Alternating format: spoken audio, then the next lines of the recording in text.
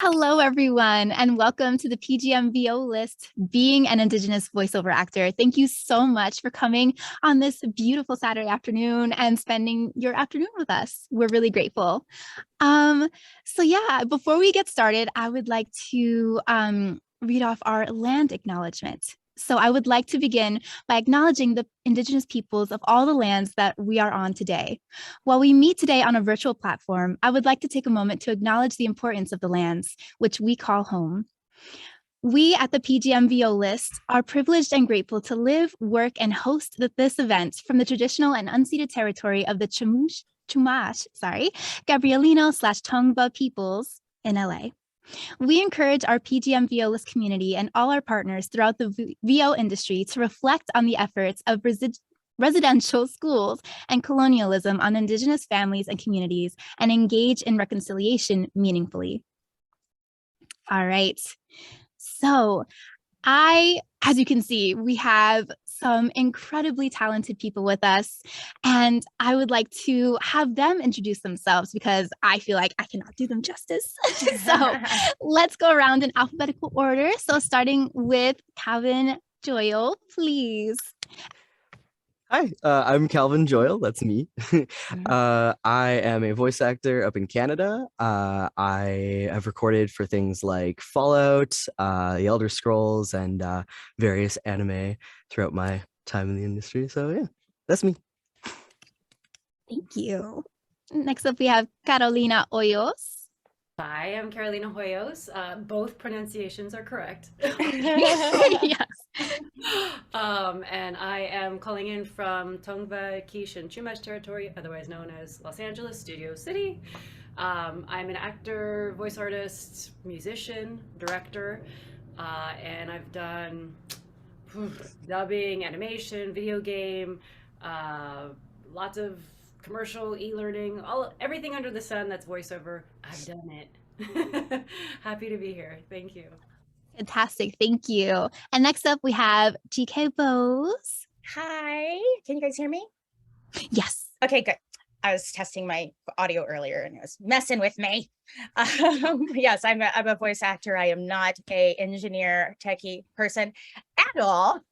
So I am Gina Keali'ina Homoku Singing Eagle Bose. That is my full wonderful name, but GK Bose for short because it's very long. I'm very grateful to be here. So grateful to be here. I've worked on just even recently so many projects where I actually got to play a native Indigenous character. Video games, cartoons, commercials. So it's amazing. I'm really enjoying this time in our history. I mean, we have a long way to go, but this is great. And thank you for hosting. And this is fantastic. Oh my goodness. No, thank you all for being here. Thank you. That was awesome. And finally, our last panelist, Luca Xavier. Hello, everyone. My name is Luca Xavier. I'm probably one of the more fresher VAs to the pool. I have done things like Smite. I've done things like Age of Empires, where I got to flex some native talent, and it was a very wholesome experience. And mostly known for those very big villain voices. So. Oh, very exciting. Thank you. Thank you all again, like I said, for being here. I'm very excited and a little nervous, but very excited to be here as well. So I figured we get started with something light since we have quite a few questions and they can get a little bit heavy. So for the first question, how did you get into VO? I'll take that. Yeah. Yeah, I started out as a musician, so I don't want to say I'm a techie, but I am familiar with a DAW. I was already familiar with, a timeline and all of that, and building tracks. So I had the equipment, I had the gear, and as soon as I joined SAG, I think it was 6 years ago, finally, I was eligible for a long time, and I postponed it. But as soon as I joined, I started taking the voiceover classes at the SAG Foundation. So I just got more and more into it and started exploring all the different, areas and pockets of voiceover. And then this list is what blew my world up. Yeah. Yeah. So Mhm. grateful. Finally, things clicked, and I made insurance just this year, so I'm thrilled. Congratulations. Yes. Amazing. Um, Thank you. I'll go next. I love telling this story because it makes me giggle.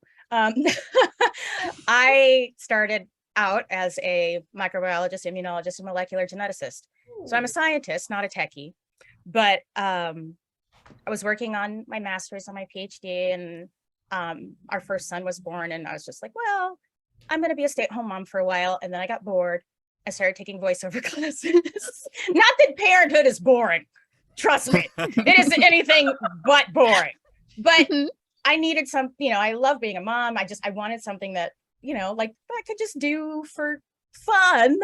And I am grateful that it turned into a career, much to my parents' chagrin, because they were just like, the fuck are you doing? You're supposed to be a doctor. Like, what are you doing? You're making funny voices for a living? The fuck's wrong with you? And then my mom's a kindergarten teacher. She actually taught on the reservation before she retired. And one of the little res kids came in with a toy that had my voice in it. Oh. And so my mom was just like, okay, my daughter's legit. She's working. So that's how I got started. Oh man, that's incredible. Thank you. All right. I got into voice acting because I'd wanted to be an actor since I was a kid. I remember I had, when I was very little, I used to say I wanted to be a cactus when I grew up because I didn't know how to say actress, so I would say cactus. Oh my god! I'm gonna start taking. I'm gonna steal that. I'm a voiceover cactus. Right? I'm determined to someday voice a cactus to fulfill that. It's my goal. Full circle. But specifically voice acting I got into because I remember it's so specific. I was playing Dragon Ball Z Budokai Tenkaichi 2 for the Wii, very specific, and they had a section where they had all of the voice actors next to their characters, and I remember realizing how many characters Chris Sabat played, and I was like, he voices all of these characters? Yeah. Like all of them. And I was set. I was like, no, I have to do that. I have to find out how to do that. And I just was dead set on it for the rest of my life. That's awesome. Thank you. Well, I'll go next. I was a theater kid. All through high school, I was the golden child, first male role to be picked. But I had terrible anxiety, so it was my way of kind of coping with that anxiety. And as the pandemic hit, I was actually in the health field. I was doing physical therapy, and I was an assistant. So I kind of had to switch gears, and I always loved the arts all through high school, just never thought I could make a career with it. And I just kind of was like, hey, I have time. I was motivated by my partner to actually pursue it, and just kind of put my face down to the grindstone and just said, hey, just fuck it, go for it. I got all the time in the world. But yeah, that's how I started. Oh man, that's awesome. Thank you all so much for sharing your origin stories. Now for the next question, were there any Indigenous VO actors that you looked up to while you were beginning your journey? Yes. I remember the biggest one for me was Robbie Daymond, because I was like really set on I wanted to get into anime like so bad. And he was like the only Indigenous actor I knew who was in anime. And especially like for me as well, because he's like a mixed race Indigenous actor, which I am as well. That was like, I was like, man, people like I can actually do that. Oh, okay. All right. So absolutely Robbie Daymond. Oh, that's awesome. Thank you. Anyone else? For me, really just growing up, there was only Irene Bedard. Really. I mean, I know there were more, obviously, but she was the most, I guess, yeah, she was the most well-known, and she, I mean, Pocahontas, come on. And I mean, I'm sure there were others again, but like, we just weren't getting the exposure or, I mean, and I wasn't watching, I'm growing up. I mean, I don't think Robbie was around, he probably would have, we were both probably like 6, like didn't really, I think I was like 5 or 6 when Pocahontas came out. And I just remember just finally feeling so good to finally get some Disney representation. I didn't like the movie, but that movie still makes me angry. But long answer to your question, like, yeah, Irene, I followed her career, and like, she was always an inspiration to me, just as an actress in general. So, and Cree Summer too, was another mixed race, Indigenous actress from Canada.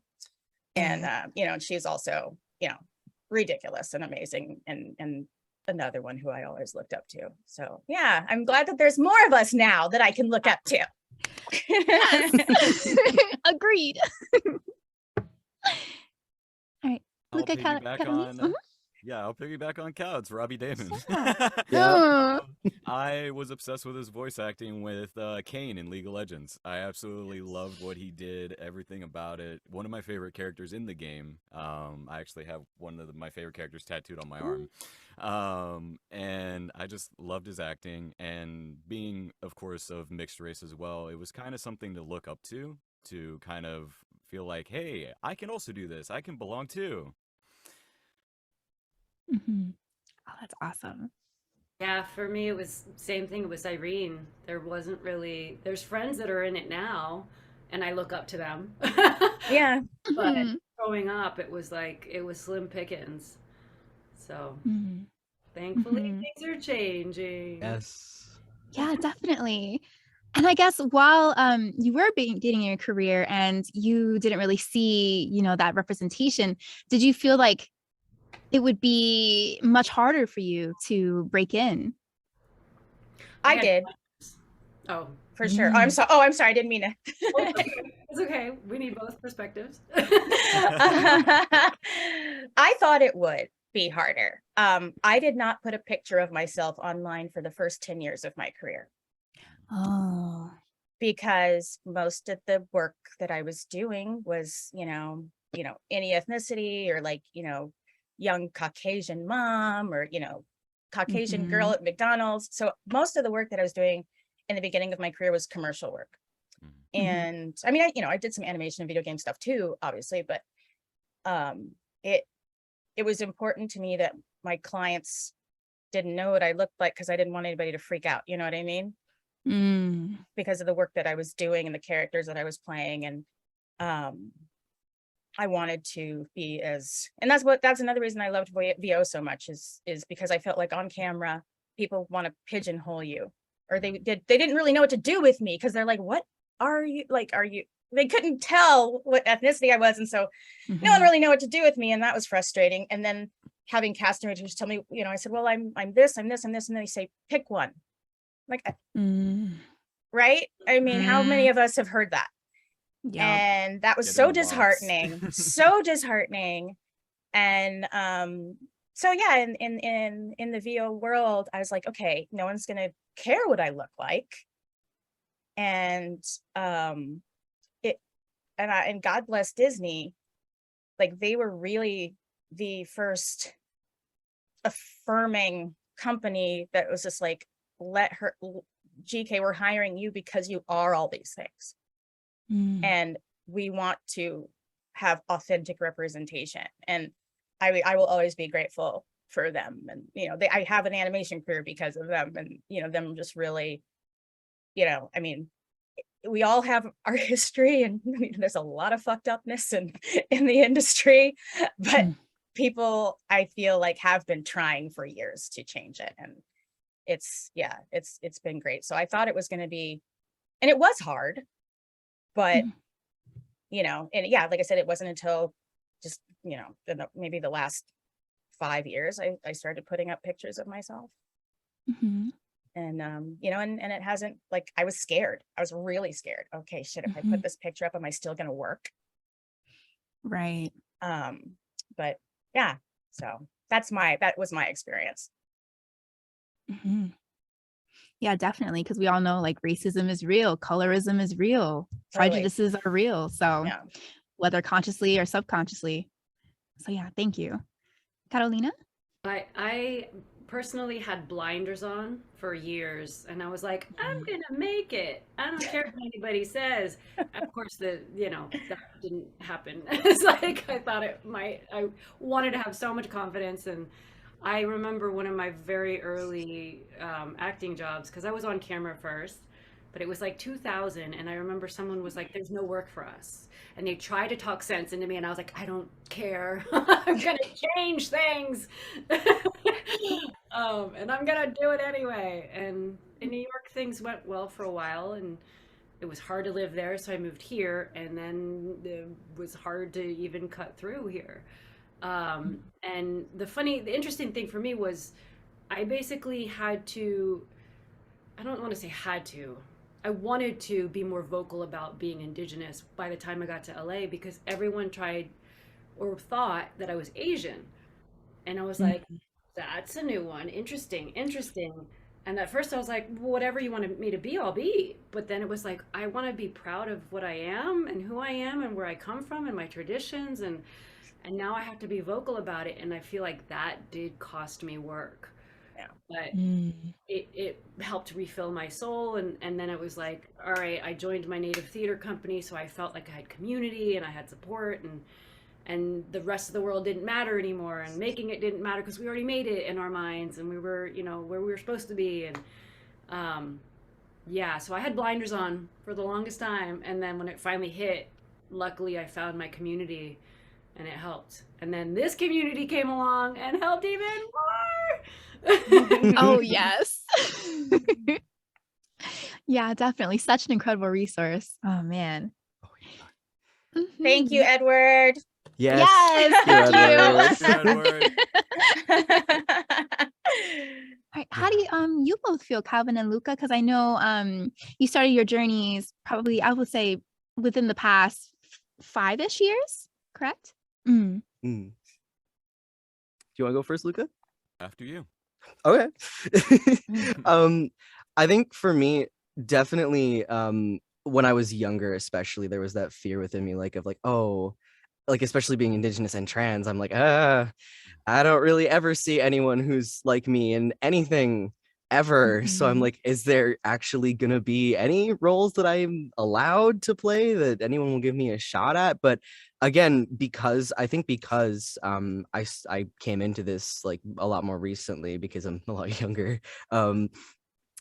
It was during a time where there is actually a real effort for that to change happening. So there have been roles that I'm able to go for, and especially with the PGM list, I've actually been able to make headway and find those things. So it went a lot better than I as a kid thought it was going to. So Thank you. I would say for me, it's a mixed bag. When I started, I still had a lot of stuff that was more baggage from when I was growing up. I grew up in the rural South, so it was pretty rough. I didn't really belong anywhere. There was no one who looked anywhere close to what I look like, and there was multiple times I was mistaken for Asian, and I was like, I am not. But thank you, though, I guess. I wasn't Spanish enough. I wasn't white enough. I wasn't anything enough. And so when I started VO, I fully kind of embraced who I was because I started doing a lot of digging. My genealogy is kind of muddled because my grandparents are not alive. So I had to kind of piece together who I am. And when I found out the different things that I am and the different things that my grandfather had in his journals, it was enlightening because it kind of filled that void of like, this is who I am. This is actually who I am and what I want to be and what I want to represent when I do VO. When I first announced my first native role, I had messages in my DMs for like 3 days. It was very interesting because a lot of it was kindness and warmth and support and also fear. It was a lot of people are scared to embrace that side of themselves, and especially people that are mixed like myself. And it was very comforting to know that there is a community out there that feels the same as I do, that feels the same kind of like, we are here, we exist, we are, you know, we're not just like a 1%, a 2%, a 3%. But it was enlightening and very comforting to know that the VO community is actually extremely supportive. Mhm. They really are. Yeah, entirely. Ah, man, the community blows you away like almost every day. Thank you. So I guess when you receive sides for Indigenous characters, do you feel that the majority of characters' descriptions are based on stereotypes? Or I would say, what percentage do you find happen to be stereotypical that kind of like, you know, rub you the wrong way a bit? I feel like it's getting better, but Mm. I still end up seeing ones that I'll come across that I'm just like, this, no, no. 50-50. Yeah, I'd say it's like 50-50. 50-50 still. Mm. Oh, wow. I saw a role the other day that I was like, nope, not gonna do that. No. Yeah. Like scantily clad. I was like, if it was appropriate, but none of the other characters are scantily clad. So, Right? Yeah. Love that one. Yeah. Does this push the story forward? I don't know. Yeah. Very interesting. Oh man. So as we all know, the term for Indigenous is extremely broad. There is so much diversity and many different cultures on like every continent within the Indigenous umbrella. Do you feel that specificity is required when for casting calls, or do you feel it can be broadened a bit? Like, for example, if there is a character and it's stated they're Apache, should only those of Apache descent audition? Or do you feel it's okay to broaden it to like those of any Indigenous descent, or maybe any just like Northern American Native descent? That's an excellent question. Thank you for that. Of course. Because yeah, I feel like, you know, with this new frontier, I feel like the pendulum has swung for some production companies a little too far. Yes, we only want to audition full-blooded Native American Apache. I'm like, you realize there's no such thing as full-blooded Native American, right? Like, you know that they're gone. We have been full-blooded, we've been eradicated. And that really upset me. I'm like, how does this, you know, I'm like, I know this casting director, you know, who was not Native themselves, but like, when they ask for stuff like that, I'm like, it just angers me because I'm just like, there's no such thing anymore. So, yeah, it's just but... right. Yeah. Right. Even First Nation, like there's no such thing anymore, unfortunately, in Native in North, you know, here on Turtle Island. So that's what I thought. My family's always called it. Growing up in the res, just like we've never called it the United States. We've called it Turtle Island. Yeah. Anyway, because of that, I feel as long as it's like, I don't care if a Navajo plays an Apache or a Potawatomi, you know, plays Cree. Like that doesn't bother me, is because it's still authentic Indigenous representation. Unless it's like specific to like, you know, like I speak Diné, you know, a little bit, the Navajo language, and we wanted a group of I think, didn't I work on it with you, Carolina? Did we work on this show together? Yeah.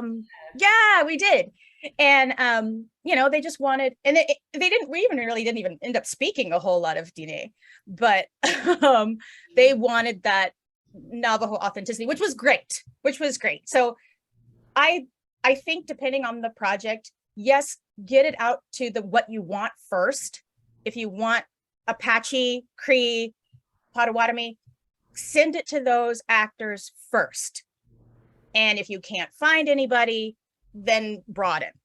I love the specificity. I really do.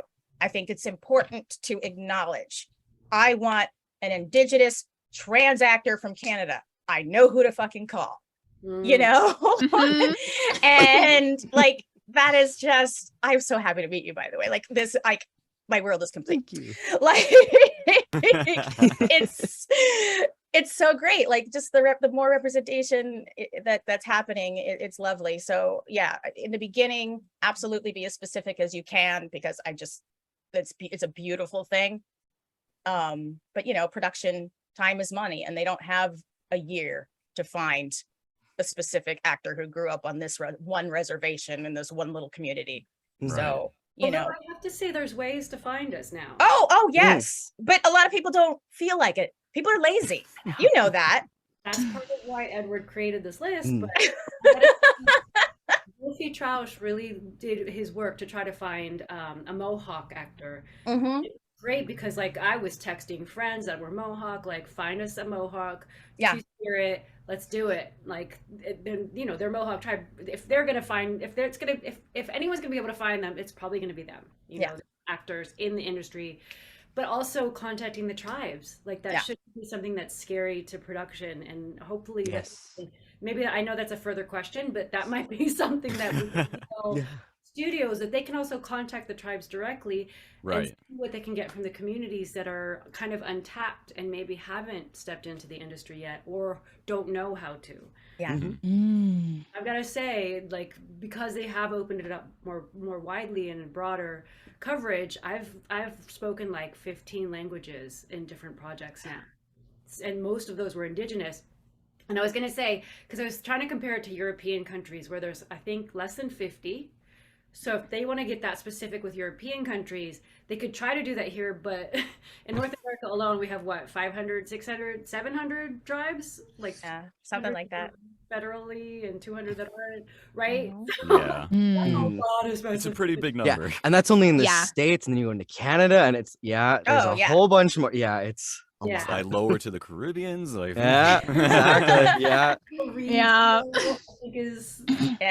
And do we include Native Hawaiian in there?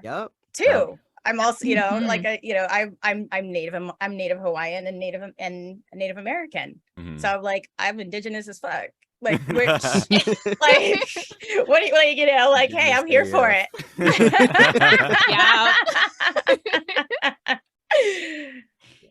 Yeah, entirely. Oh man, thank you for that. That was because I as I was writing these questions, I didn't even like think of the answers, and for Carolina to say like contact the tribes directly, it's like, oh my god, oh my god, incredible. Thank you. They're interested in bringing things to their community, so the offices are the best place to start. We found a lot of, I did a play in Nebraska, and that's how they found a lot of their actors. It was through the tribal office. Sometimes actors, and they were great. Because that's the thing, right? Is like there is so many more Native actors than people know, but because for so long there were no roles for us, they were just like, oh, I guess there's no Native actors. It's like, well, if you make some roles for us, maybe you'll find us. Yes, entirely. We'll fill it. Exactly. Oh man. All right. So, moving on. So, how do you feel about, I guess, current representation of Indigenous people in VO media? So specifically, I guess, in voiceover. This one's a bit mixed for me because I live in Canada. So I have two kind of very different experiences with it, because American media and Canadian media treat Indigenous people very differently, very, very differently, because the way Native people are treated in America and Canada is very different. So like in Canada, for years, if I watch Canadian shows, there's Indigenous people just around being normal, everyday people. That's like, you watch Corner Gas, you watch, you know, the shows you watch growing up. I watched TV Tales as a kid, like, you know, that's just normal. Like, it's normal for me to see Indigenous people in stuff in Canada, but anytime I watch anything that's made in America, the only time growing up I would ever see any Native person is if it was in fantasy or a historical piece, and that was it. They were not allowed to exist as normal people. And that's, I mean, there's a reason for that, right? It's, I believe it's called the myth of the disappearing Indian, which is this pervasive idea in American media that Indigenous people were this like martyred people who died and don't exist anymore. And we can't show them being real in the modern day. And so it was a problem for ages. I feel like now in like the last 5-10 years, it is starting to get better. I'm actually seeing like normal native people existing in modern stuff, in American stuff, but it's slow going. It's still slow going. It's so slow going. I'm so glad you said that. I'm so glad you said that, because yeah, you're like, yeah, 100%. And I used to love Canadian television for that reason. Because there was more representation.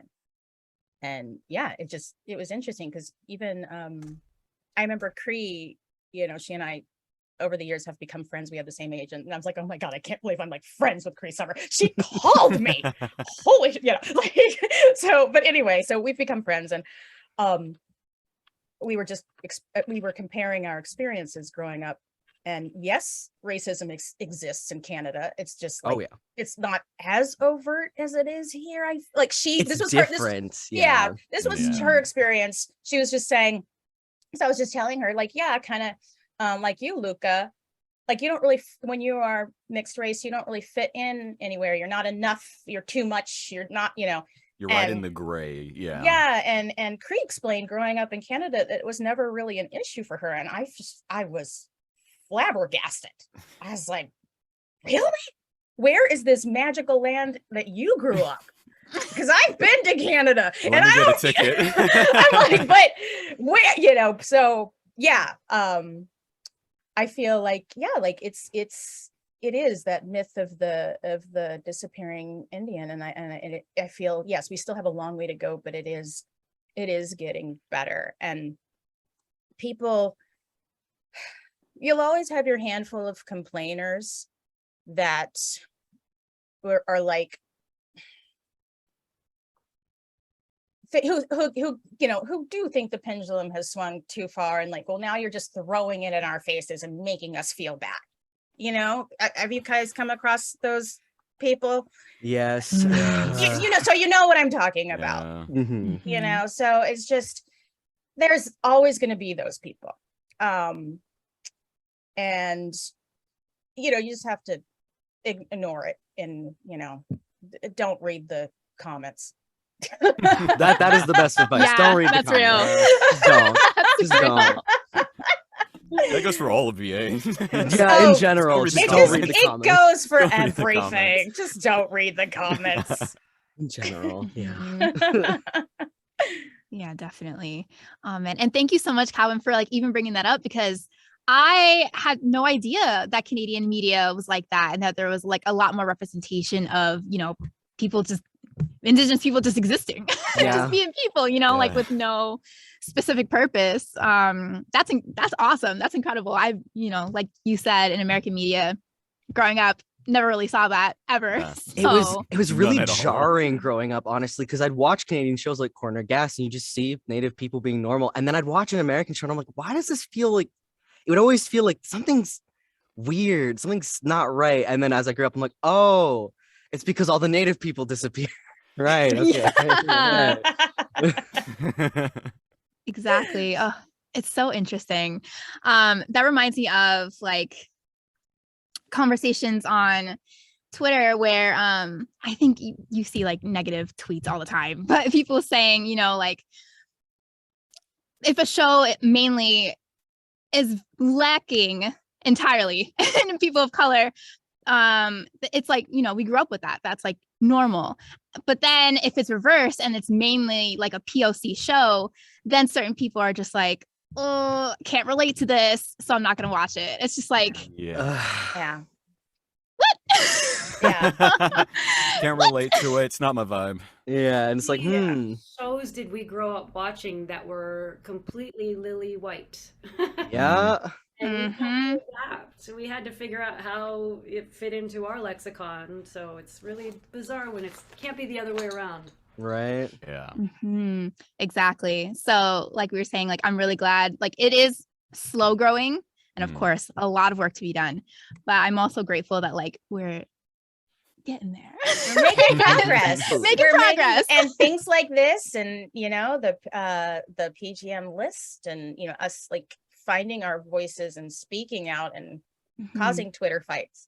Like, oh boy, yes, yeah. Like that's really, you know, like it's important for us to speak up, and a lot of people aren't going to like what we have to say.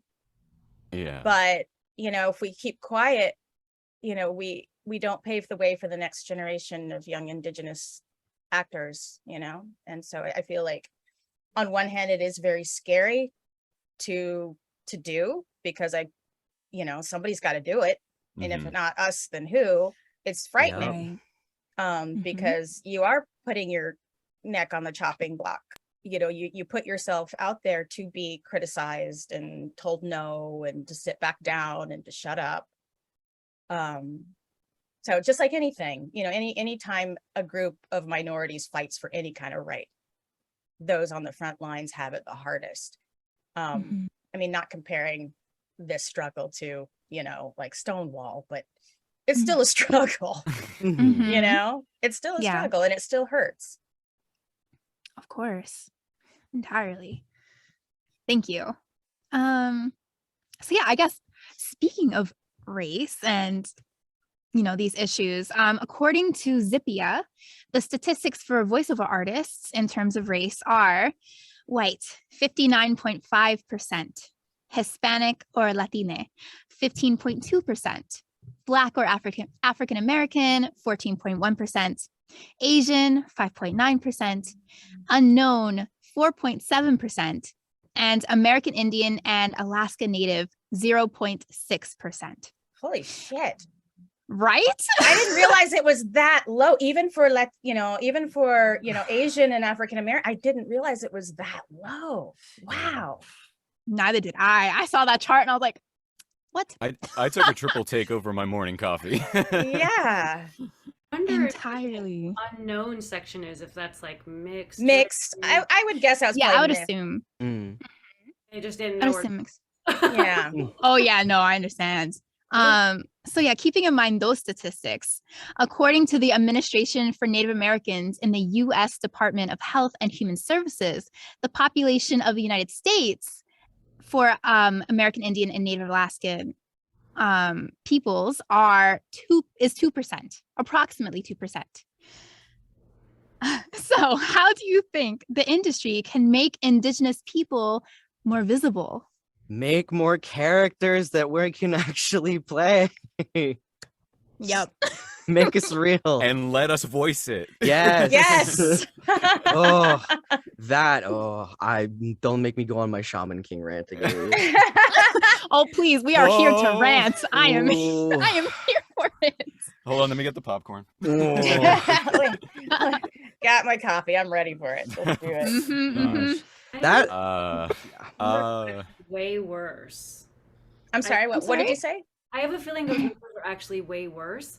Think about how many people don't actually claim their indigeneity. I know more people have these past few years. But I'm also considering, like, let's say Central and South America, Mesoamerica, all that, where people are taught to celebrate their European heritage and they're taught to erase their Indigenous heritage and ingrained into schools, much like it was in North America, but culturally, on an overall scale, it's still like, you know, Indio is a bad word and you're the bottom of the barrel and poor and you're dirty. So I feel like a lot of first generation, second generation aren't claiming their actual ancestry and histories that is a lot of their genetic makeup, you know? So I have a feeling those numbers are actually way worse. Oh, Probably. Absolutely. And because sorry, go ahead. It's because like Latino media is mostly also very colorized, right? It's the telenovelas all have the palest of the pale, and if you see any Indigenous or Black, it's so specific to those roles. They don't just get to play everybody else. They don't get to play the normal roles at all. So I think it's on such a larger scale. Indigenous, that number is exponential compared to what has been counted. Yeah. Seriously. Not to put any downers on anyone. No, No, it's that's- real though. It's real. Yeah. That's real. I was debating on my own little soapbox, mostly because, so this is more in my lieu of my tribe and my people, is we were labeled extinct in the 1890s. Someone just wrote us off. We just don't exist. You all died. You all died of smallpox or some shit. Tainos, right? It's like, Yeah, no. Taino. Yeah. Mhm. And as recent as maybe the early 2000s, maybe even early 2010s, then people started labeling themselves as actually Native American. And that is such recent, very recent memory. And it sucks because it's like they've existed this whole entire time. And just because somebody wrote a paper that they all just disappeared, it's like, no, they went to the Dominican Republic, they went to Cuba, they came to the enslaved. Americas, Yeah.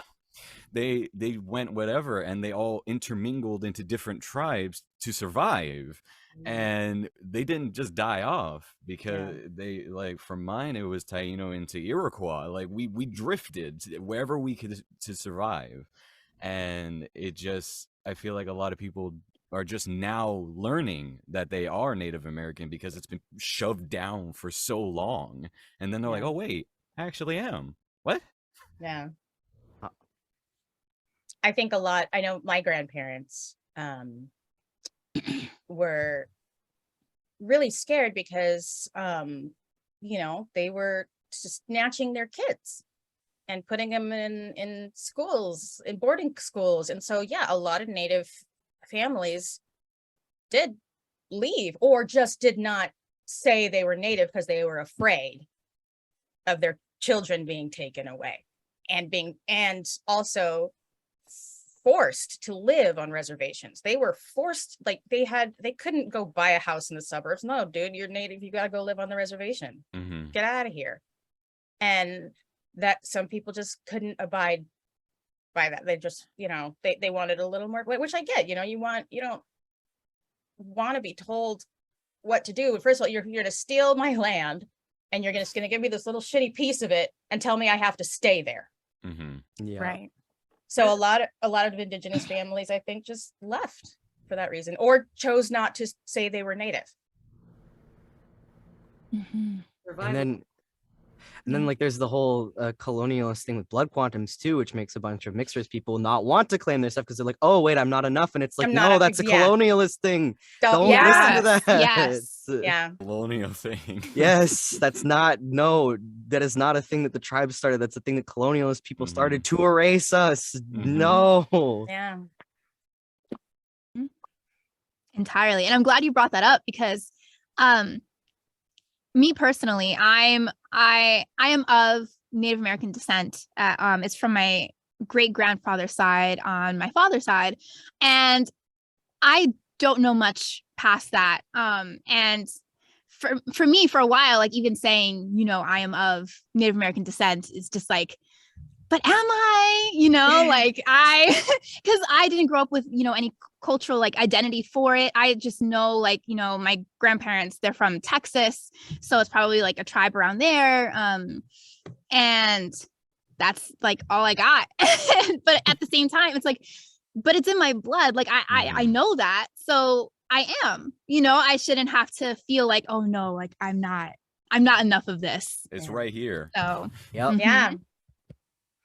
Exactly. So thank you for bringing that up too, because yeah, it's rough. It's like, it's weird because you also don't want to like, I guess in my head, I never wanted to be like, to say that I am something and then have other people be like, no, you're not. Yeah. You know? Yeah. Or to be like, you're but who- misrepresenting someone or a group of people, you know? Who are they to say that you're not? You Right, are they're- you. Exactly. You're you. Yeah. You're you. Yeah. Yeah, exactly. There Thank was you. recently somebody, I don't remember who the actor was, but people were all up in, this was recent. This was just in 2022. People were going after this kid for saying he was Native American. They're like, no, he's not. He's lying. And I'm like, what is happening? Like, they're, you know, like you're always going to get those, you know, I felt so bad for the kid. Mhm. And, you know, he's just, I mean, you know, he's maybe like 19, but still, like, this is his experience. This is who he is, and he's got the internet telling him no, he's not.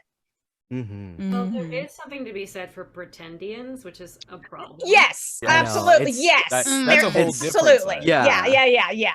It's so unfortunate because it's such a thin line, right? When people get into Yeah. the mob mindset of like trying to find pretendians, it can lead to like people being like, oh, well, you don't know exactly where you came from, so you're faking it. And it's like, how do we make sure that there aren't people who are just faking being Indigenous while not also attacking people who are like mixed race or like don't know a lot of their history? It's so unfortunate.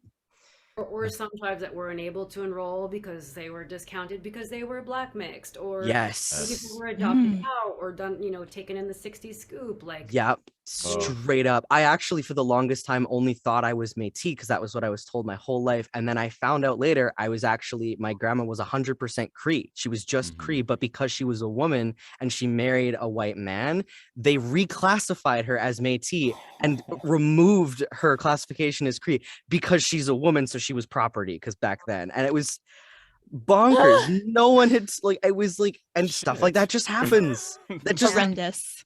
crazy crap like that just happens. It's so yeah.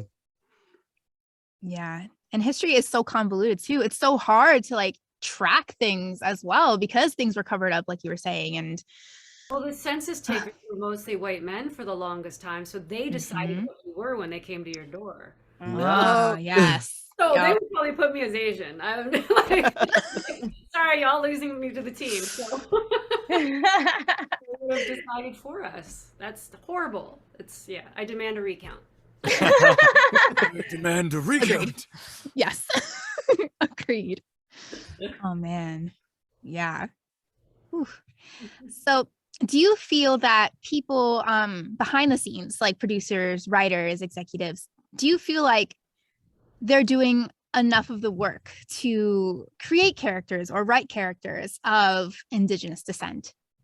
More creators hired that are Indigenous, that have connections to their stories, and that also don't just have to write about traditions. Yeah. Let them write anything. It doesn't have to be specifically Native or Indigenous. Just hire more Indigenous Native writers. Straight up. They exist. Amen. They do just as we Native voice actors exist, Native writers exist too. Yeah, They're really good. They are. They're great. Also, they need to have more executives and there's people that are making the decisions to hire then the Native creators and directors and everything. Because with that chain of command doesn't have us throughout, then it's going to be hard to keep us going through it. Yeah. You hit that little stopper halfway. Absolutely. Entirely. So what do you think, or do you think, well, that is definitely the biggest thing, but do you think there's anything else that would be crucial that needs to change in order for better, more accurate and nuanced representation? They need to get rid of the fear of showing Native people just being normal people in modern settings. Like people need to stop only wanting to write Native characters for fantasy or historical. Like you gotta accept that we're still here, we're still real, we didn't disappear, and we deserve to exist as normal people in just normal settings. Stop checking off a box every time. Like it just stop checking off boxes. Yeah. Like, oh, I've got my one Native character, we're okay. Like, no. Yeah. There's representation. There you go. Shut up. Yeah, right. Yeah, eh? there you go.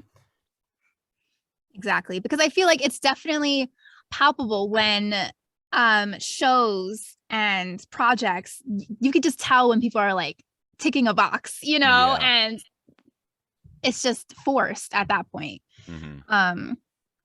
Oh, we actually have a question from the audience. So the question is, what are your opinions on someone who has Native heritage, but their families raised them white due to racism in residential schools?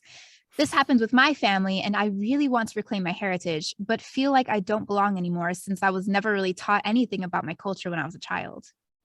if you care about it, you care to relearn, and you are reclaiming that, you are absolutely valid, 100%, and you should claim that, because that was taken from you. That was something that the shitty colonialists wanted to have happen, and you reclaiming that and taking that back, that's a powerful thing, and that is good. You should do that, absolutely.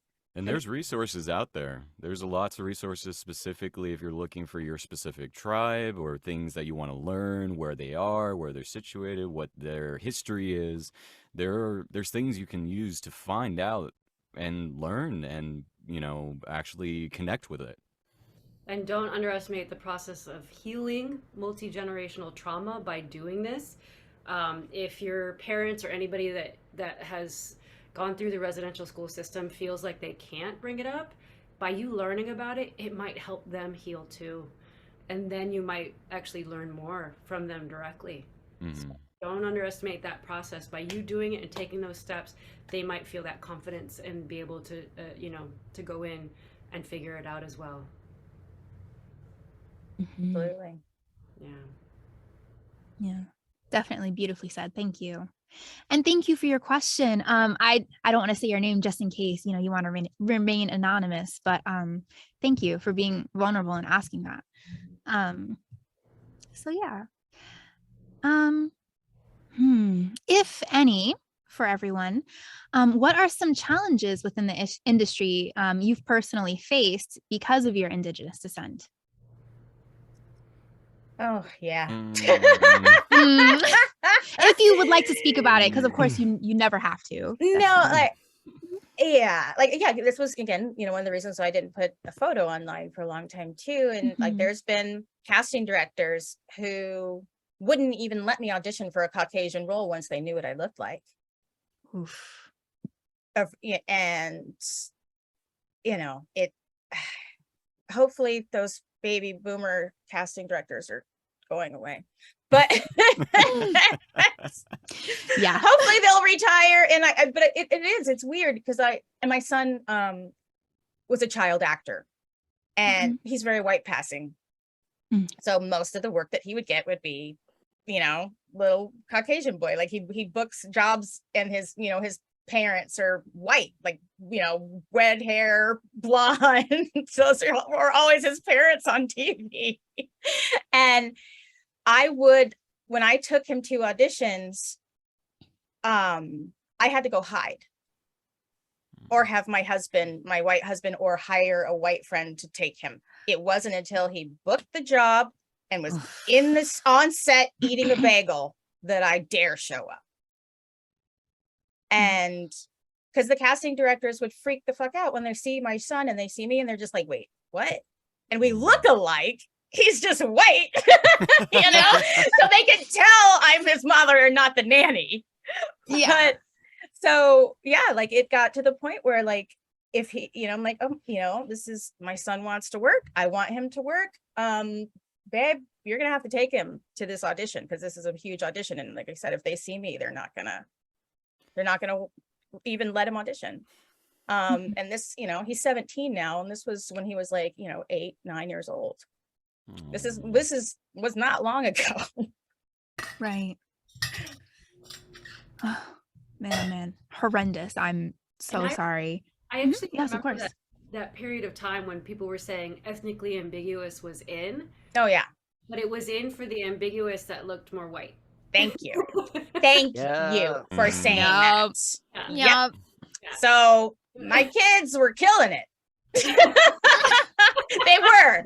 So it's funny. It's funny because it's fucked up too, but it's also funny that like, yes, my children got they got to take advantage of that fucked up fact. It's shitty that was it, but like, yeah, there had to be some, they at least they were trying, I feel. But yeah, I'm hoping, there used to be a joke in the African American acting community, like they would never hire you if you were darker than a paper bag. And I mean, it's not a joke, but it was, It was like even riding the bus or Yeah. anything. It was like paper bag test was your Yep. ticket to society. Oh my gosh, yeah. And so that's still, I think that, you know, that whole ethnically ambiguous thing, I think that was still the case because people didn't really understand what to do with this, you know, new ethnically ambiguous thing. You can't be brown and ethnically ambiguous. Sorry. Yeah. Yeah. So yeah, I mean, I even think the coding behind the phrase, because everybody's like, "You're gonna do great," and I was like, "Where's the jobs? Where are the jobs?" Nope. Does anybody else have any experiences or challenges that they faced that they'd like to speak about? I mean, it's a lot of things I've already touched on, but just sort of like the struggle of getting people to like remember that we are real and still exist. Like there's a show in particular that really irked me last year because it was a reboot of a show that was done previously and of course done in the early 2000s, so the whole cast was white, but it is a very ethnic cast. There's a lot of characters of different races, and I watched as they recast all of the characters for every other race except for the native characters. They were all still allowed to be played by their white actors, to the point where one of the white actors who played two characters, one of which was Mexican, one of which is Indigenous, they recast his Mexican character and let him play the Indigenous character. And I don't even know what to say about it. It just made me so mad. And it just stems back to this thing where there are casting directors who are like, well, there are no native people, so I can't cast them. It doesn't matter.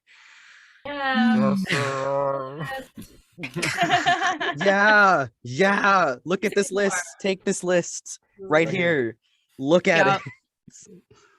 Entirely. And that reminds me of another like Twitter debate. Clearly I am on Twitter too much, but feel that. Yeah. But so a lot of the times, like we were saying, you know, when there is a show that comes out and there are POC characters and or PGM characters and PGM voice actors, and you know, or even a show where there's like white characters, but there's PGM voice actors. Then there's the argument that like, oh, if roles were reversed, you know, if like, you know, why can PGM people play white characters, but, you know, white characters can't play PGM or white voice actors can't play. You know what I'm trying to say. Yeah. How do you even like that debate infuriates me because I'm not like it's not even a debate. It's just like, look at the representation. Look at those numbers that you just rattled off. I'm like, that's why. Yeah. Like, how is that? Why is that confusing to you? It's like, we just started existing. You've existed for the past 100+ more than that years. Yeah. This entire industry has just been white people for the longest time. Like we could just shut. Let it be lopsided because we have so much to undo. First, we've got to change the tide. So absolutely. Shut up. Exactly. It's so infuriating. Every time I see it, I'm just like, the amount of, because like you can only respond so much too. It's like, how much time do I got? Right. Yeah. It's like, entirely. It's like people just, you're not doing the work. You're not doing the work to try to even understand. Like you just, so infuriating. Sometimes is always tell me you think equality equals oppression without telling me you think equality equals oppression. No joke. Yeah, entirely. Oh man. So yeah, moving on, I guess, are there any because like, oh man, I could rant, but are there any particular like voiceover actors, agents, agencies, directors, engineers, writers, etc. of any race that you can think of that you feel are making great strides for improving Indigenous representation in the industry?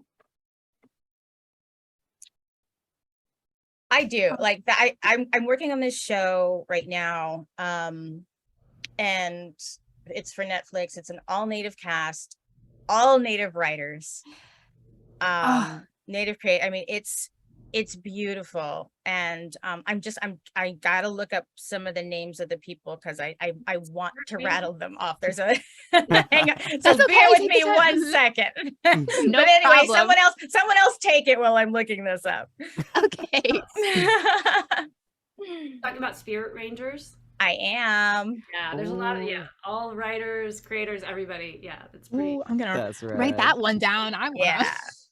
May also is doing the music, right? Yeah. As well. It's fully up and down native. That's Heck yeah. Well, there goes my weekend.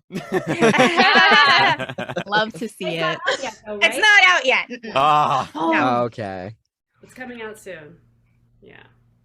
But yeah, super like exciting. it is. It's exciting because, you know, like I feel like they're finally they're finally, just creaking the door open. I mean, like, okay, you can come in. No, everybody else stay up. Just her. I feel like, you know, that's kind of what's still happening. Anyway, Carissa Valencia is the creator of Spirit Rangers. And I feel like I hope anyways, like, you know, I feel like she's kind of be like the native Ava DuVernay. Because like she's very vocal about, and she's of Chumash descent, and she's gonna be so like ridiculously talented, and you know we need people like that behind, you know, who are the creators and the writers rather than the actors to give us that platform and give us a voice, and also scream out to the world, yeah, we're still here. Entirely, yes. So thank you for putting in the work if you're listening. Yes. That's incredible. Thank you. We have some more questions from the audience. So, or this one is actually a statement. So for the viewer raised in a white culture, read Bitterroot, a Salish memoir of transracial adoption, parentheses, American Indian Lives, by Susan Devon Harness. She was removed from the reservation, raised by a white family, and reading her story helped me find my voice. Wow. Not the same story as the viewer, but we are welcome and belong with our tribe, our culture. Oh, that's awesome. Yeah, thank you so much, Kelly, for that. That was beautiful. And I want to write that down. Root. All right. All right, and let's see, from Andre, what kinds of allyship do you want to see from other voice actors and from other PGM voice actors? Thank you, Andre. Hi, Andre. Definitely like stand with us when like stuff like that one show I was talking about happens. Like if you see everyone else getting like fair casting and not Indigenous people, say something. Like it means a lot if you're not Indigenous and you're willing to be like, hey, you can't leave these people behind with everyone else. No. I'd say signal boost when there are projects that are authentically representing, and you know, because the argument was always for the longest time for studio execs being like, well, we would put a Native person in this, but they're no Native stars. Well, if you helped us become Native stars, then we could be bankable. So if there's a signal boost, now we have the power of social media and we have the power to create our own system. So I think signal boosting is the least someone could do. And help create an awareness of people that are doing some pretty fun things. Yeah. That way they can do more fun things. Entirely. All right, thank you for that question. Let's see, next question from Terry. I just booked my first commercial where an Indigenous actor was requested. This is the first and only time I've seen an opportunity come my way. Is anyone here working towards creating their own projects to make more opportunities for us all? Thank you. Congratulations on your first booking. Yay. Yes, congratulations, Terry. That's huge. Well deserved. Yeah. Yes. I would definitely like to make projects like that one day. Again, it's tough because it still feels like, especially in like terms of like writers and creators, it's a very, very hard place to get your way into if you're Native. But I would like to be involved in the behind the scenes process more. For sure. Yeah. And create your own content. Yeah. I think, especially people have asked, well, what, you could create content. I'm like, I'm a voice actor. I don't want, no. Like I had, so yeah, being on, like, this is great, but like being on camera and being given lines gives me so much anxiety. I can't handle it. So anyway, if that's, you're doing on camera stuff, yeah, like, get on. I know it's dumb, but it works. Like, get on TikTok, get on Twitter, put stuff out there on Instagram. I've gotten jobs off of Instagram and Twitter. And it's just making those connections. So yeah. Definitely. Oh, go ahead. Oh, sorry. I was gonna say, and if you're younger, like, I know, like, there's a lot of like game jam communities for like video game development. Like, you could absolutely meet a community of people, make some friends, and make a game, make a visual novel, tell your story. Definitely. And I wanted to emphasize TikTok entirely, because people blow up like overnight on TikTok, and just getting yourself visible will help a lot. So social media presence, I feel is important. So yeah, for sure. All right. Thank you. Let's see. Next question. What is your advice on doing business as DBA? How to set it up? Like, how do you set it up? She said, my maiden name is German. My married name is English, but I have birthright to my mom's maiden name. We're all registered with our tribe in the Dakotas. I'm about to start my 60-second trip around the sun, so was thinking having my mom's last name would help to differentiate me, gaining a foothold for auditions. I mean, you can have a stage name. You don't have to, go to the DMV and the court to like change your name for acting. But I mean, I think that's a real personal decision too. If that's something that you want on your driver's license, homegirl, do it. I think people are talking about DBA though, right? So like doing business as, yeah. Which if you want to honor your, your mother's maiden name, then do it. Awesome. But I think nowadays, having a last name isn't gonna really change your chances to get cast with things. Because I remember for the longest time, people were like, you should probably change your last name so it could be more ambiguous. But now the last name sticks, and there's a lot of people that have so many different last names, and there's so many different ethnicities. I think it's almost pretty understood now that your last name doesn't necessarily mean your genetic makeup. There's so many ways people got last names assigned to them. Like a few generations back, we only have single names because they gave us names to put us on the census, and those last names were forced on us. So yeah, if you want to take that just to honor your mom, do it, but don't feel like you have to. For sure. Yeah, agreed. All right, thank you so much for your answers, and I hope we helped. So for the next one, this is also a comment. So I just wanted to thank everyone for their kind and uplifting words. I've been struggling with my identity for a while, and everyone's words truly moved me. Totally not crying at work right now. And thank you, Kelly. I will definitely read Bitterroot. Aww. Oh. happy like everyone was, or gave their advice. And thank you, Kelly, for your book recommendation as well. I'm very excited to look it up. All right, so moving on, do you have any advice that you would give to any Indigenous voiceover actors who are listening right now who would want to follow a similar path as you? When you're ready, put yourself on the PGM list. Yeah. And make connections, online. Yeah, social, get on social media, follow Native actors on Twitter and Instagram and all that stuff, and reach out. Don't be afraid to reach out. Most of us are pretty cool and we'll answer your DMs. So, and let people know what you want to do. Tell people that that's what you want to do. Also, I'd say you could search different voice actors, and some of us have websites. Most of us have websites that have our reels. You can explore what different areas of voiceover might interest you, because some people don't want to sit in a room for a few hours and do an audiobook. Yeah.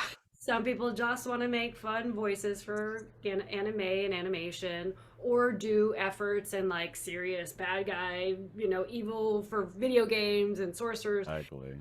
There's no, or you might just want to do e-learning. I mean, don't Mhm. talk about or commercial, but exploring all of that is going to help you define where you want to go, because you could be spending a lot of time in the wrong section and then realize I don't like this. And before you make that commitment and that investment, make sure it's something that you want to commit to. And of course, reach out. We're here to help. Mm-hmm. I can give my little input for Indigenous people that are mixed race. Don't be afraid. I know there's a lot of fear. It's a lot of fear to put yourself out there when you don't feel like you're enough of one way or the other, and you tread that very lovely gray line that everybody reminds you of. If being Native American and you feel that in your chest and it is a part of you and it's something you want to represent in voice acting, then do it. You're no less of a Native American voice actor because you're a percentage that somebody decided to label you as.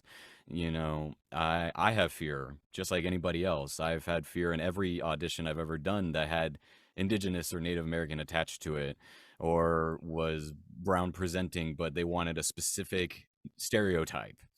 It didn't invalidate who I am at all. I still felt Native American because of my grandmother, my mother, and I still felt akin to that character that I decided to audition for. So don't be afraid. The community of mixed Native Americans is much bigger than you think it is. They're just afraid and quiet, and they really are there. They exist, and we're here to uplift you just like anybody else would. Probably a little bit more because, everybody tells us that we don't exist. Yes. Yeah. Mm-hmm. Yeah. Thank you all.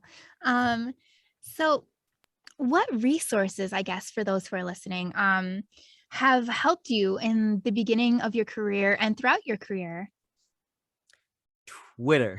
Mm. So, honestly, for Yeah. as double-edged of a sword as Twitter is, it can be so unbearable sometimes. It genuinely, the voice acting community on Twitter is the entire reason I have a career. It's how I found the PGM list. It's how I found so many wonderful connections with people who, would give me a hand or put me forward for a recommendation, or just how I found places that were like, hey, we're taking open auditions. Like, just finding the voice acting community on Twitter and just hanging out, meeting people, getting to know folks, making those connections. Mhm. Absolutely. Mm. Yeah. Yeah. When I was getting started, they had, it's still around, it's online. I mean, I've those long books called the Voiceover Resource Guide. And they came out every like 6 months. Those were my Bibles. Like because it listed all the agencies, it listed all the casting directors, casting houses. I mean, it's online now. I think it's the Voiceover Resource Guide online. It's all one long word. I believe that's the website. But it was a great resource, and because it lists all the classes you can take, all the people who are teaching, when you're ready to make your demo producers. So all of those things, because a lot of times people are like, well, where do I start? What do I do? So that's I'd recommend going there. Mm-hmm.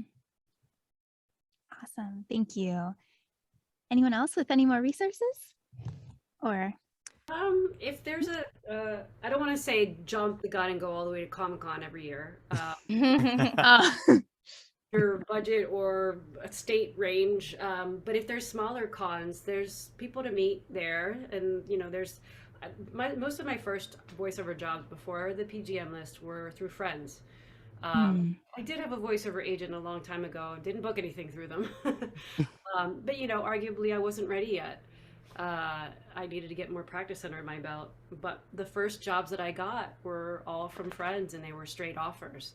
And usually because of my ethnicity or my ethnic makeup. But going to the cons, you'll meet other creators, even indie projects, other voice artists, and it's just good to know people that can refer you or give you guidance and direction on things that are happening that you could probably be a part of. Definitely. All right, thank you all so much for that too. So going back to casting, kind of jumping back to the to one of our previous conversations, because that's just how my brain works. So when it comes to auditioning for Indigenous voice actors, so for example, if I get a casting call, because I, as you all know, I'm of Native American descent, but I don't really know too much other than that. If there's a character and the casting call says that they're looking for Native American talent. However, this particular character, it's like integral to their identity and to who they are, their tribe affiliation, and it's just central to their character. Would you think that someone like me would be able to or should audition for something like that? Or do you feel like it would be maybe a bit like inauthentic to do so? I feel like it kind of depends on like what exactly is integral about it. Like if it's that like the you have like grandparents in a residential who've been in residential school and like or having a family that was like fragmented and that kind of thing, like broader concepts like that, I think absolutely anyone who's Native should be able to go for those roles. If it's like really specific, like their tribe and their specific traditions is like really important to this character, maybe then I'd say they should try and find someone who's specifically from that tribe for sure. Thank you. Yeah. I'll go a step further. If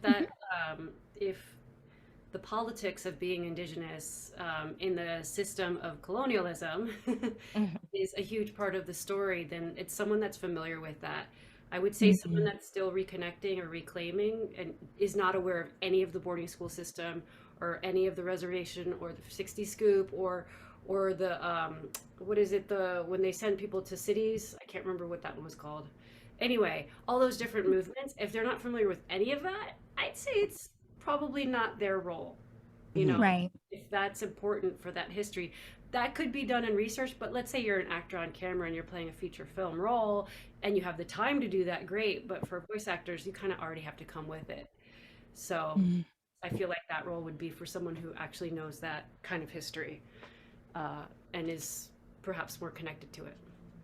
I feel like, yeah, it's like self-judgment. If you can look at that and say, yes, I feel like I connect with this and I can accurately represent it, absolutely go for it. If you look at it and you're like, I don't know if I really resonate with this experience or if I can speak about it, then it's okay to just pass and be like, yeah, I'll let someone else who knows that experience go for it. Yeah, definitely. Because there'll always be more roles. So yeah, definitely. And it's very important to, remain authentic in your casting. So I understand. Thank you. All right. And I guess what advice would you give any casting directors, writers, directors, producers, execs, etc., who are listening right now that want to help bolster diversity amongst casting crews? That's a great question. Don't just hire cultural consultants. Yes. You can hire them, but also bring people onto the staff to write that are actually Indigenous. Bring producers on that are actually Indigenous. They can also connect to actors that are Indigenous that know the stories. Okay, sorry, go ahead, JK. Oh, no, that's actually where I was going. So you took the words out of my mouth. Yes. Hey, when they're like, we hired a cultural consultant, but did you? Because what is all this? What, do they actually know the tribe you're talking about? No, it's got to be specific. And then they should not be afraid to contact, again, the tribal office if there's, going specific. And now there's more programs that are helping develop people that are behind the scenes in so many different tribes. I know not just Native Voices, Native American Media Alliance, which was also Skins Fest before, they go around to different tribes and are teaching filmmaking to kids, basically, to youth. And there's so many more people growing up in the industry now, and with so much production in Oklahoma, there are people that they can tap into, that they don't just have to give them the title of cultural consultant. They can bring them on staff. They know what they're doing. There is no excuse for it anymore.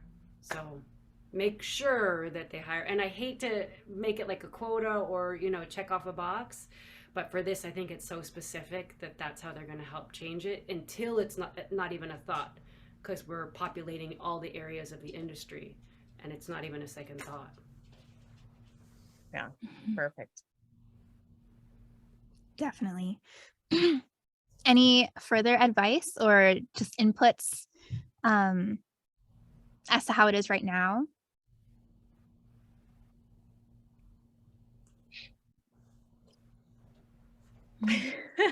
No, I understand. No worries. I mean, yeah. Yeah. Sorry. There should be another test. You know how there's the Bechdel test to make sure there's they give you points for if women aren't just talking about men and pining after them, get more points for having more women in the cast or whatever, so it's more equal. I feel like there should be a test for how much Native representation there actually is in authenticity, accuracy, all of that, and like how much is just a blanket, oh, they're going to do ayahuasca, so it's Native, and they're going to vision quest. Like how authentic are we really getting, and how true to the culture are we getting? And obviously there's some parts of culture you're not supposed to touch. They're not for the public, right? But rather than being so vague and pan-Indian, there should be a test on how accurate is this. And there should be like a whole website, just like the Bechdel has, they release their reports on what passes and what doesn't.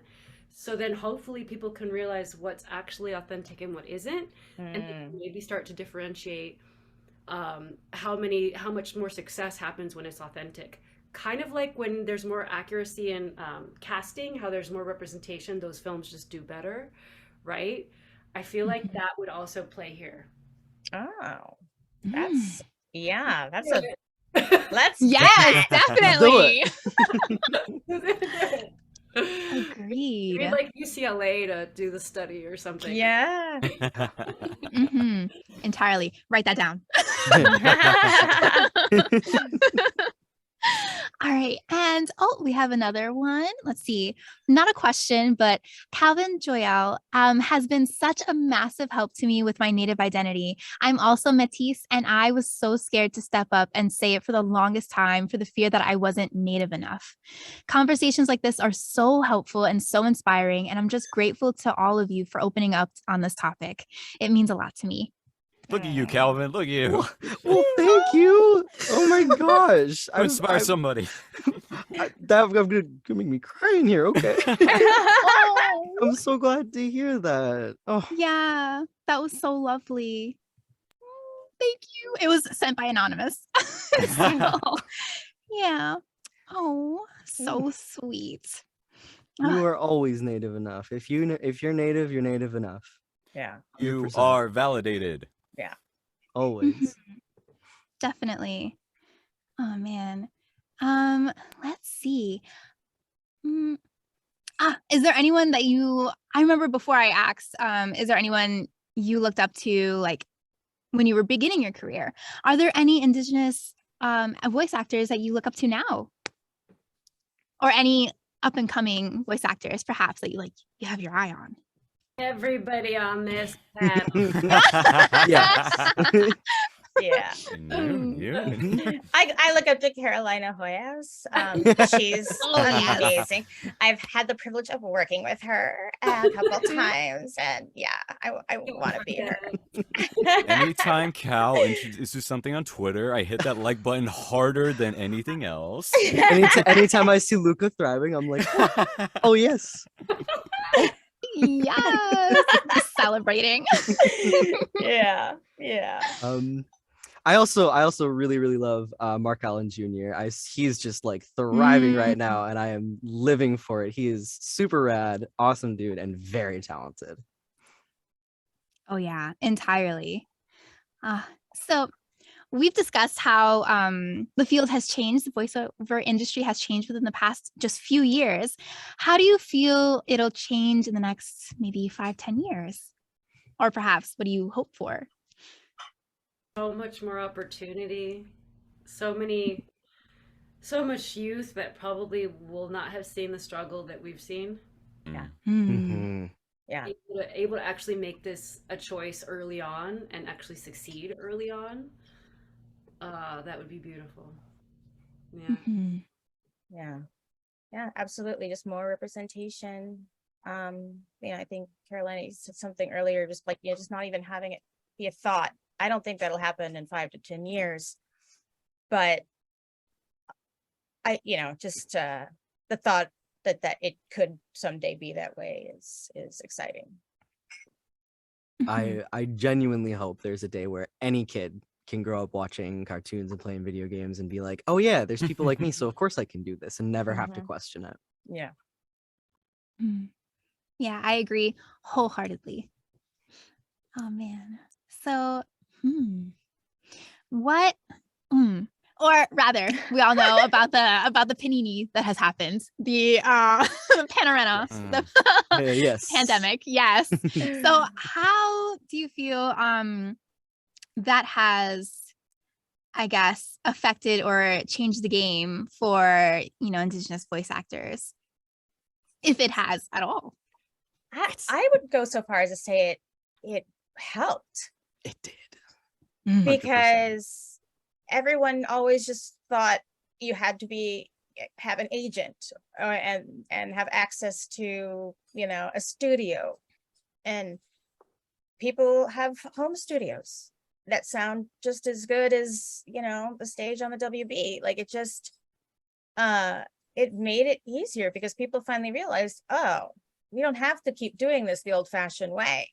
And I believe it really opened the floodgates for a lot of new talent to come in, which I think also annoyed old talent. But Yeah.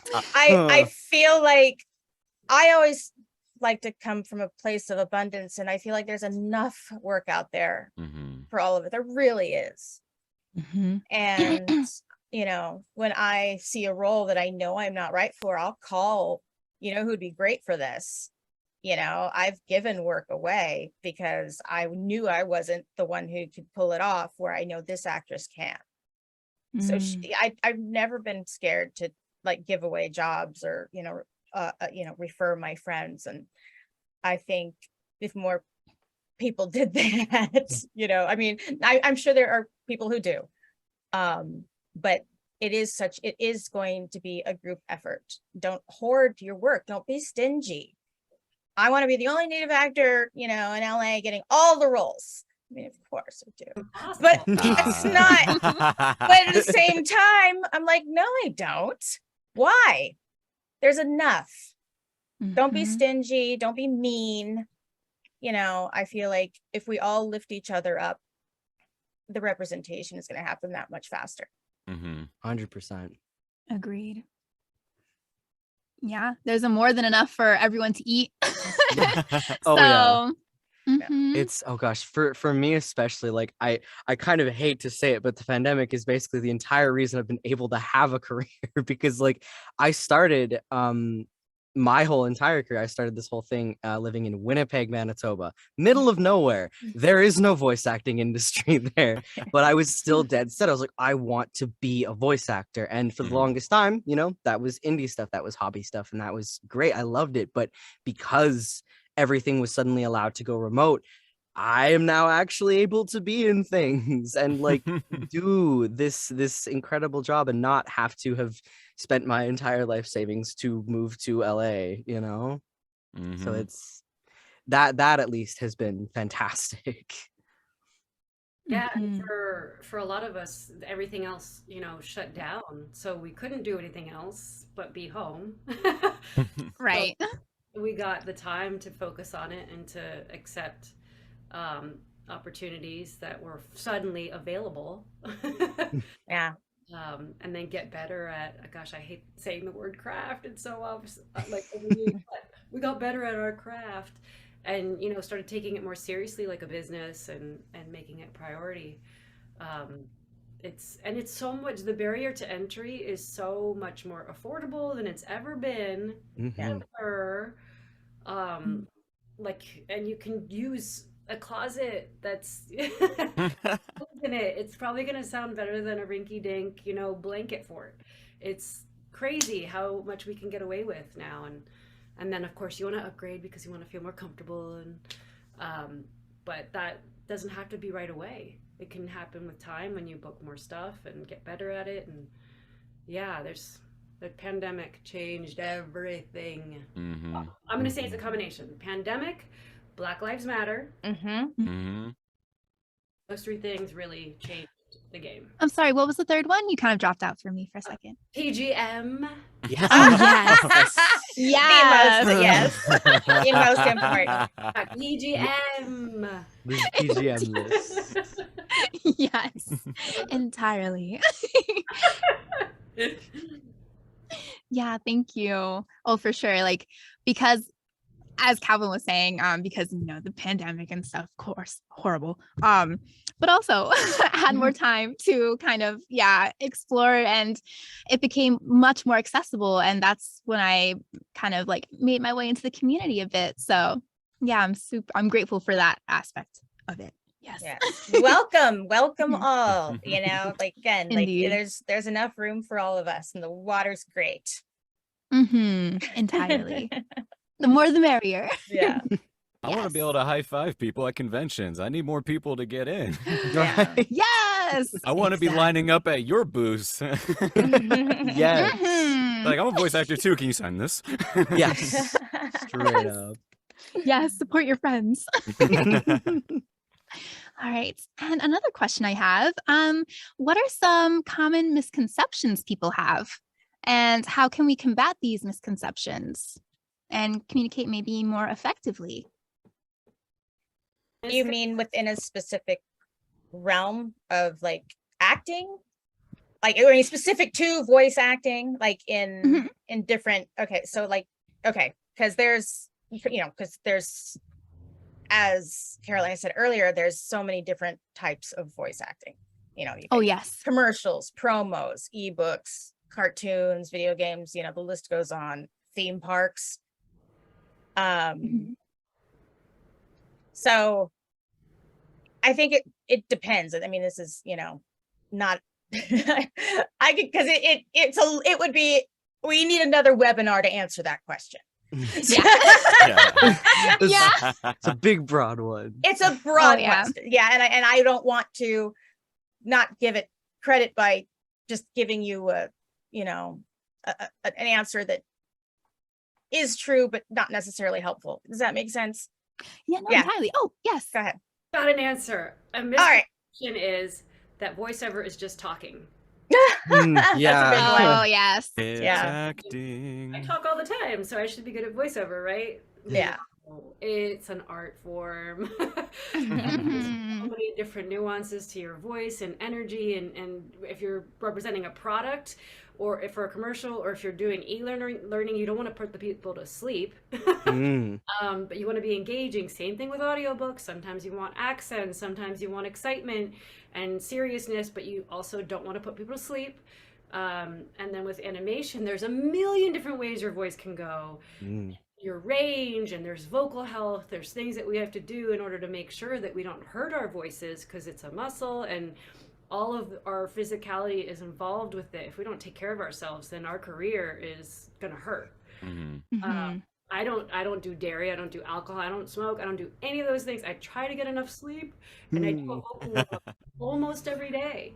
And without that, I sound like a trucker who smokes 3 packs a day when I wake up. So I have to do that, otherwise my voice comes across like an old lady's. So yeah, it's not, that is a huge common misconception, is like, oh, I like to read, or, oh, I talk all the time on the phone, so I should be good at this. No. There's a lot more to it. It's a job. It's a fun job. Yeah. It's a job. It's work. the amount of times I've had the conversation with someone who I just know casually being like, "Oh, I've been told I have a really good voice. I should get into voice acting." And then I'm like, "Do you like acting?" And they're like, "Well, not really." I'm like, "Well, then you probably shouldn't get into it." If you don't like hearing your own voice, then that's going to be a problem. So you got to Mm, it Yeah. on takes and what you're Yeah. going to send, and then be discerning in order to deliver what the client wants. And yeah. Yeah, definitely. Thank you. I definitely kept this question more vague just to see like what you all would come up with. But yeah, I guess we can kind of like make it more specific by me asking what are maybe some common misconceptions like people have when it comes to, I guess, just Indigenous voice actors. Like, do you feel like perhaps casting comes to us with preconceived notions? Yeah. GK, you want to take this one? I don't have answers, but GK, I'm pretty sure you do too. Yeah, I mean, again, like that one, like people expect, I think, I'm trying to say this without crying. Because yeah, people still have these misconceived notions like you're not enough. You're not, you know, this, you're not that, you're not 100%. And you still get these like producers, directors, casting people that don't get that that's not what, that doesn't mean anything, you know, like it just, we are who we are. And I don't know if it's a generational thing, you know, like, cause I feel like younger casting directors just don't give a shit. And I love it. I love them for it. But the older generation still has some pretty, you know, misconceived notions about what authentic representation looks like. Mm-hmm. And I want to say sometimes they think that our voice is supposed to be stoic. Yes, stoic and no emotion. No emotion, but wise. Oh yes, the sagely voice. Yeah. Yeah. Because I know I've gotten in rooms, can you sound more this, or this? But the Indigenous one is if they have no idea anything about Indigenous culture, then they go to that one immediately. Can you sound more wise? Sound like you're speaking from a mountain. Yeah, right. Essentially. Brother, I just woke up. I just had coffee. You didn't just come from your wigwam? What? Yeah, no joke. Sorry, my war chants are tomorrow. My bad. Yeah. That's another one, honestly. Like, is there's like the cool, can you do the Indigenous voice? And it's like that there isn't just one. Like the dialects for every single tribe in every different region are distinct. They are. It was actually really nice. I did an Indigenous dialects course with a group of other Indigenous actors, and it was really nice to hear that, like to hear those distinct differences. And I hope more casting directors will ask for that. Like if they want a specific dialect from somewhere, be specific. And we're more than happy to like research that dialect and give you that dialect, but don't just ask for like res voice. In Canada, there's already an inflection that's slightly different. So Canada res is different from American res. Like yeah, straight up, absolutely. Definitely. And I guess when being approached about I guess the topic of diversity and Indigenous voice actors, is there a question that you are tired of, I guess, hearing? Or is there one where it kind of just grates you and it's just like, why are you still asking this question? Like, you should know this already, you know? Are there any questions like that have you sound more native? Yeah. How native are you? Yeah. Native enough. Yeah. Yep. You sound like this thing from the 1400s. I've gotten that more than once, and it should not even be once. Interesting. Yeah. Be more descriptive, much more descriptive in your characterization. I think that would help a lot. Yeah. What is the character? What do they feel? How are they feeling? Who are they? Don't assume that just because they're a native character, they're like, oh, you'll know what that is. There you go. Yeah. Or, you know, especially if you're talking about the more fantasy version. Are they a hunter? Are they a warrior? Are they a caretaker? Are they a elder? Are they wise? You know, it's so wide ranging that it's just like, just sound native. What does that mean? What is that? I don't even know what that means. Yeah, for real. And also for them not to assume that all natives in the past or present can't speak English clearly. Yeah. A lot of us were thrown in boarding schools, so we learned. And we can speak the language great. Yeah, so wanting us to speak broken English is kind of passe. For sure. Yeah. I mean, obviously, if it's a period piece, you know. Yeah, like if you've got a story reason for why, sure. But if it's just, oh, they're native, they must speak broken English. Like, Yeah. Yeah. No. No. We I probably speak pretty good. Yeah. Yeah. Oh man. All right. Well, since we're coming towards the end, anyone, if you have any last minute questions, please feel free to write it in the Q&A section. But I have one more. So is there anything that you feel like we're leaving out that needs to be addressed? Not without starting several fights. Oh, yeah. I'm gonna, you know, How much avoid. time we got? Yeah, we've only got a few minutes left, but I feel I'm so grateful that we had this opportunity and that you asked such amazing questions. And I feel like, you know, it was very inspiring and insightful, and just to be part of this community means the world to me. And just having this opportunity, this platform, I can't thank you enough. So thank you for, you know, everybody for being here and for doing this. Oh, thank you for being here. And I'm so grateful to, you know, have been moderating as well and to ask you all such, you know, important questions and for your insight. Like, I'm so grateful. Yeah. Oh, and I was just going to say too, like, it was such a positive thing, an inspiring thing. Like because these things, you know, can sometimes go doom and gloom, you know, when you're talking about something so sensitive as ethnicity and race. And, you know, you kept it up and, you know, positive, and everyone, you know, like, it's, you know, it's not always easy to stay like, okay, like we can do this. So we can have a sad one at another time. There's plenty of time for that, you know, but this was just lovely and everything I hoped it would be. So thank you. I'm so glad. I'm so glad. Thank you. Oh my goodness. Applause for Ashley.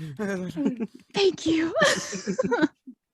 But how about anybody else? Do you have anything that you feel like needs to be addressed, or topics for perhaps maybe a next time? Maybe we could do this again. I think maybe there's room for, you know how they have panels at Comic-Cons and things like that. I feel like there's room for panels dedicated to Indigenous actors. Yes. Visibility, not just for us in the industry, but for us to reach other people that might want to get into the industry. Yes. So they can see us and know that we exist and that there's a way in. I think that will help change the tides a little bit and maybe create more of a path for everybody on all sides of the coin. I'm also gonna just chime in. Well, first off, this has been amazing. Like I remember just having this idea, like, oh, what if we just had a panel of Indigenous voiceover actors? Would that interest anyone? And I'm so glad that all of you were just immediately like, yes, let's. Oh my God, yes. This conversation definitely should and can continue.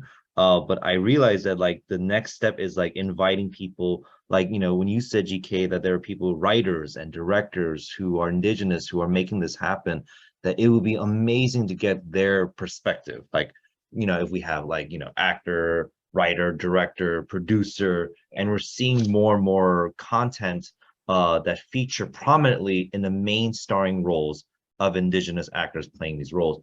And granted, I would love to see more, especially in America, like Calvin was saying, like where they weren't always playing like they were in a reservation or they were in a fantastical setting. And so that's steps that we want to look forward to. But before that, the reason why I wanted to chime in is before everyone leaves, just take a snapshot of your faces if you want. No worries if you're like, oh, please, I want to hide. But I would love to take a snapshot. So just have your happy face on, and I'm gonna do a countdown. All right. All right, here we go. 3, 2, 1. Cheese. Got it. All right. Thank you, everyone. Oh, thank you. Yeah, thank you, Ed, for the opportunity to even, speak about this and gather here and have this important discussion. Thank you. Yeah. Mhm. Yeah. So I guess, are there any last comments, any last questions from anyone? All right. Well, it was such an incredible honor and pleasure to be able to meet you all today and to speak with you and get your perspective. And I really hope that we keep in touch and that I can follow your journeys, and I'll be cheering you on always. I cannot wait to see what all of you do. Yes. Absolutely. Absolutely. I'm so excited for, just everyone's career and to see more Indigenous actors join us. Entirely. Yes. Thank you. Thank you all again. Oh yes. Thank you. All right. Bye, everyone. Right. Thanks to everyone for attending. See you next Thank time. you all for watching. Bye. Bye.